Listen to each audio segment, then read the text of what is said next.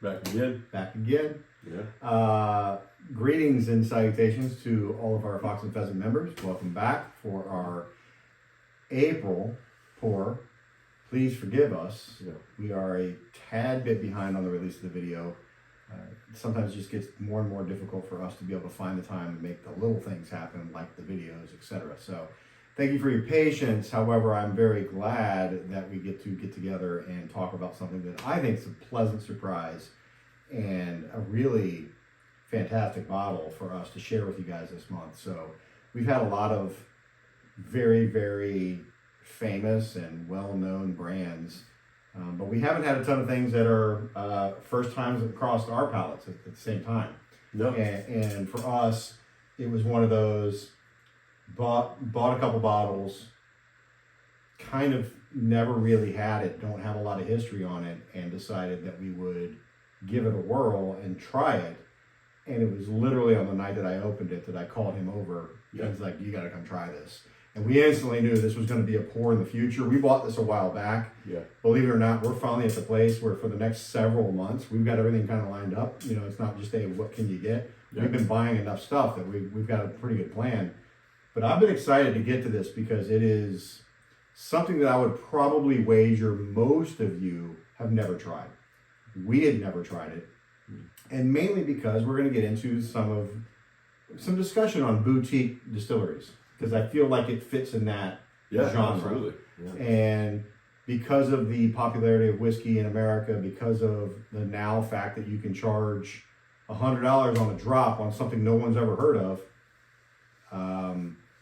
it allows you to do some different things. And personally, I have to overcome some own personal biases on that. So we'll get back to it. So we hope you're all doing well out there. The transition from last month into this month really takes us from, I know I've got people that are still telling me they're trying to go find some more of the Kentucky Owl, Japanese, the Takumi. Yeah. I was speaking with somebody today that I handed this off to, and said, man, I'm still looking for that because I loved it. So we're super glad that you loved that balanced Kentucky Owl last month. This is one that, while significantly higher proof, I wouldn't say is too dissimilar from a complexity and balance standpoint. That is not a traditional, all the regular flavors that you're used to getting out of a bourbon. So It was blended well. it's extremely, and a combination. So let's get into it a little bit. So Heaven's Door. Heaven's Door is a brand that I've avoided for quite some time, just because I felt like they came out the gate with some heat, and heat in the sense of we're asking a lot for our product, and Bob Dylan is attached to it, so you start getting this I'm getting investor money from celebrities, and I didn't want to overreact and just go like, oh my God, you got to have this. Because here's the other thing. Heaven's Door's got some balance, some layers already. They are constantly blending, so all their shit is very, very different. And they've got some ongoing evolutionary kind of bottles coming out. But they've got even that Heaven's Door... the Bootlegger series. That Bootlegger series. That's in these handmade leather cases. They're beautiful. Hand-painted bottles. But they're like $500-$600. $700 for these crazy and super aged bottles. Yeah. But what we know is it's probably not even their whiskey at that point, right? Because they haven't been making it long enough. No. Now, what they are doing, unlike some of the other things that we've poured that are blends or sourced whiskey that they're blending themselves, there is some of their own juice in this. Yeah, and really, they are a distillery. They have a very small amount of juice that they're producing right now, so they're having to blend. Yeah. And bring in juice from, this one I think is from Indiana, but... Yeah, so we all know, Indiana, all of a sudden, you know where that comes from. So, what's that? Yeah. So, but this one in particular, the reason I jumped at this one as opposed to some of the other Heaven's Doors, now this is a Heaven's Door single barrel cask strength store pick. It checks a lot of boxes. Checks a lot of boxes. So you've got a single barrel cask strength store pick version for Rayleigh's Market. We got 2 bottles from the exact same batch. So we knew that we were going to be able to get some volume out of it. Yeah. And this is at 112.9%. So, a little bit hotter than some of the things that we've been pouring lately. It's not crazy, but it's also, you're not going to have to guess, is this alcoholic? I mean, it's definitely got a little bite to it. But it is, look, I believe the bottle I think it's a pretty bottle. Again, I have to do all the things in the world for me to not just be a hater, right? I can be a traditionalist, and I can be like a lineage guy, like where does it come from, who's attached to it, etc.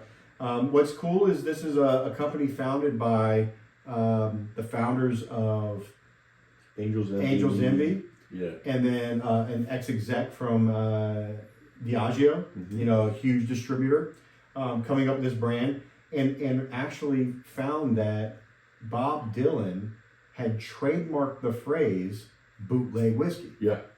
For a song. Which is pretty interesting. For a song. Yeah. But for him, it's like he always had an interest in it. Yeah. So they partnered with him in creating this brand. Because of that, because of his interest, because of his trademark, and they've created like multiple versions of the original, Heaven's Door that came out. But anytime you want to get to really know what they're doing, Cask Strength lets you know exactly. There's no you can't hide through watering it down and through the final distillation process. So Cask Strength, single barrel. And a store pick, somebody went out there and tasted it and wanted to buy that barrel. So we wanted to try it, we wanted to share it, and I'm really, really glad we did, because this guy is pretty interesting. 75% corn, 21% rye, 4% malted barley. So kind of a high rye without being spicy. You get more of an orange zest thing from it than you do a spice. Go. And I was just gonna say, what's cool about it too is the artwork on it is apparently Bob Dylan being an artist, not just musical, but also painting, sculpting. I guess he's gotten really into iron works. So he had opened up a company called Black Buffalo Iron Works, and so all of the artwork on this is from his ironwork art.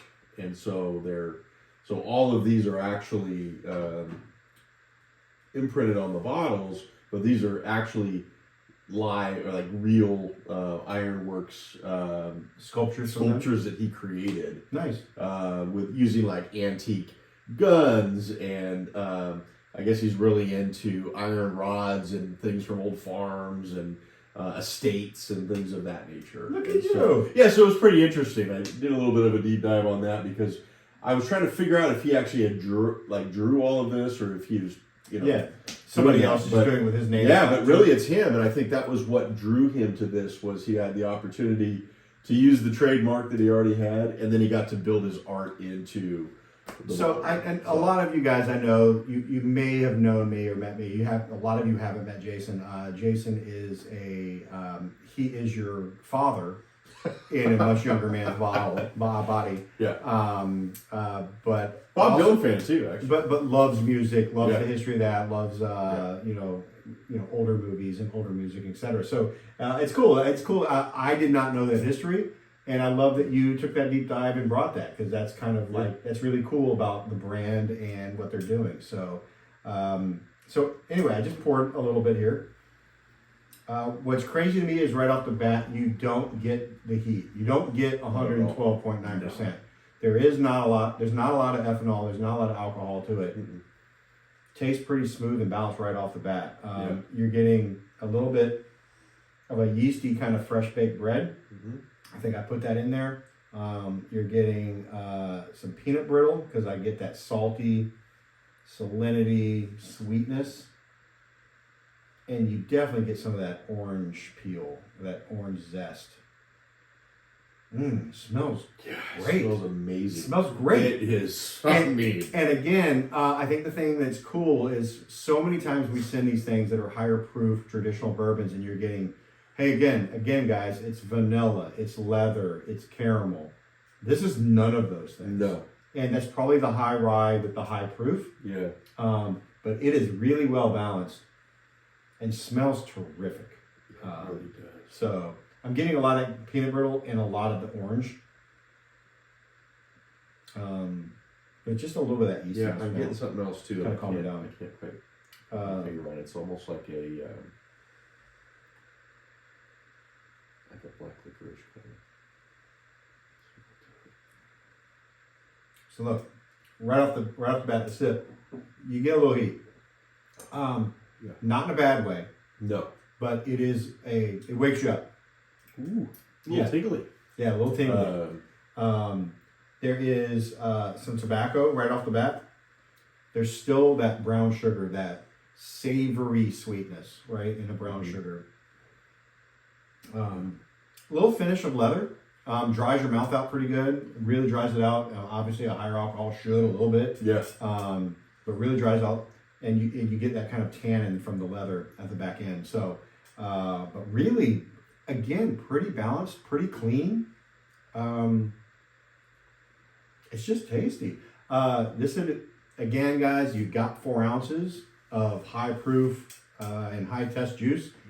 2 ounces give you your sips. Go put an ice cube on it. Yeah. An ice cube on this. That's gonna be. Yeah. It's gonna go down very easy. Well, it's just gonna It's really gonna open it up. It's gonna be tasty and calm your brain down. Yeah. And for us who drinks a lot of higher proof stuff, the brain no longer sends pain signals. But for you, if you haven't done a lot of high proof stuff, putting an ice cube in will calm your brain down and let you taste a little bit more. It will open things up. Finally, on a finish, again, cigar box, orange peel, and this is where I threw the yellow cake. Yeah, I'm getting that. Yeah, there's a sweetness that isn't the icing. No, it's it's like the cake batter. Yeah, and it's just a really nice finish. Mm-hmm. Yeah, we were super impressed with this pick. I know there's a lot of whiskeys out there, like Metallica has Blackened that they did. Although I don't really trust anybody who doesn't drink and produces an alcohol. So I have a problem with that. I just have a problem with celebrity endorsed alcohol, period. But I have to say that I was wrong on this one, and I have to let my own bias. I need to be better about just being open to trying something and not being shut off because there's an artist attached to it. Well, my own pride, right? Like, I think about like what my history knowledge of is whiskey, and I want to kind of protect that. And you get somebody that's new that comes out, but then I think about it, and I think about things like Redwood Empire, and I think about Pinhook, and I think about Rabbit Hole, and I think about these younger companies, Wilderness Trail. Yeah, these younger companies that we're fans of them. Yeah. They just didn't slap a celebrity on it and try to make that the selling point. And for us, I think we kind of maybe did a maybe. Knock, knock, knock on heaven's door. Yes, that's not his song. Yeah, it is. Huh? Yeah, it is. Oh, the original, right? Well, so Bob Dylan, I don't know if he wrote it or not. I'd have to look that up. We probably should have done that before the video, and I said that. But no, he made that famous. Knocking on heaven's door. Which is why they call that. Pretty sure actually he wrote it. We'll fact check that and let you know later at the next video. I guess for me, I thought it was just all about, the artist and then the art itself, and it was just like a fancy bottle with bad juice. It's what I fear. And now it's like, actually, it's the complete package. It is. Correct. That's a great way to put it. And I think what I really love about it is the mix of, you don't see this too often in the whiskey world, is the mixture of art. Although we're seeing it lately with what was the whiskeys that you bought at Bevmo that had the artist series? Ironically enough, Rabbit Hole. And so Alice in Wonderland themed series of 6, right? Which to me is actually kind of cool. Like the more I think about it, the mixture of art with whiskey, that's fun. And that's a passion no matter what. And artistry is passion, whiskey is passion.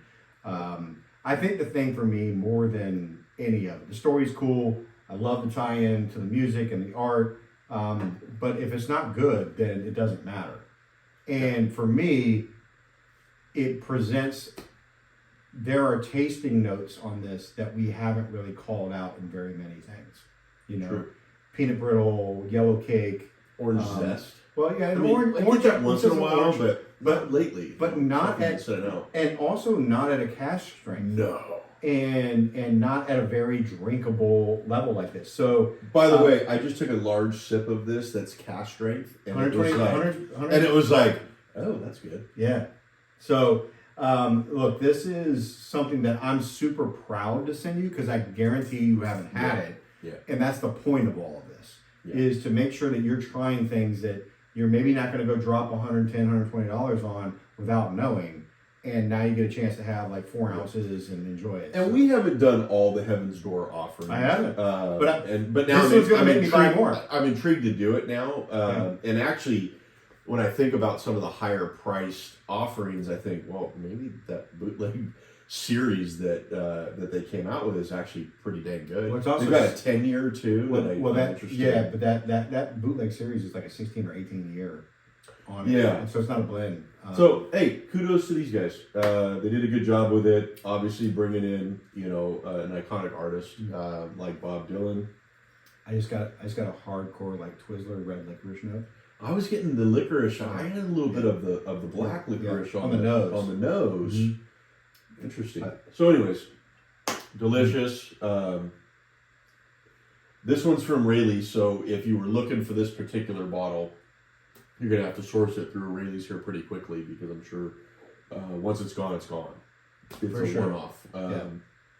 But there's a lot of other offerings out there through Heaven's Door. And if nothing else, if you like this, start to explore just their regular presentation. Just go by the regular Heaven's Door and then start to collect. Because the one thing that they do is because of the way they source and the way that they blend, there's going to be constantly different versions coming out.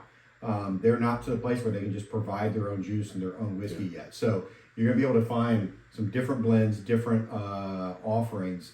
If you do like this, I've walked past many, many bottles I have to. of Heaven's Door. Yeah. And this bottle has caused me to now read the label and find out what it is. And Yeah. maybe I need to explore it a little bit differently because I really, really like the profile that this whiskey presents. And I can only imagine this thing cut down to 90 proof, 95 proof, Yeah. and what that would actually taste Yeah. like. So, so again, if there's any lesson to be had from this is don't become too confident in your own biases. Don't think that you know it all, and stop exploring and stop learning. And I don't care how branded something feels and how polished it feels in bottle one. There's a lot of money to be made and had in whiskey right now. So more people are doing it, but they may be doing it right. And so give them the chance, give them the space and try it because this is pretty fantastic stuff. I agree. So please enjoy. Please tell us what you think. Give some comments in the bottom. You won't, but I'm going to ask for it again every time. And but I more importantly just look forward to partnering with some of you guys that I know and you telling me what you thought about this because I think it's pretty good. Anything else? No, man. All right. Cheers. Well, cheers, guys. Appreciate y'all. Here we go, knocking on Heaven's Door. Knocking on Heaven's Door. Oh my God. Oh, by the way, we are recording this a little bit late. It is May 4th. And so I must ask you, for the May the 4th be with you. Little dad joke. Yeah, can you tell me what is R2D2 short for? I think you told me this earlier. Yeah. Well, don't tell me the answer. Just say I don't know. I don't know. Little legs. Little legs. All right, guys. Peace be unto you. All right.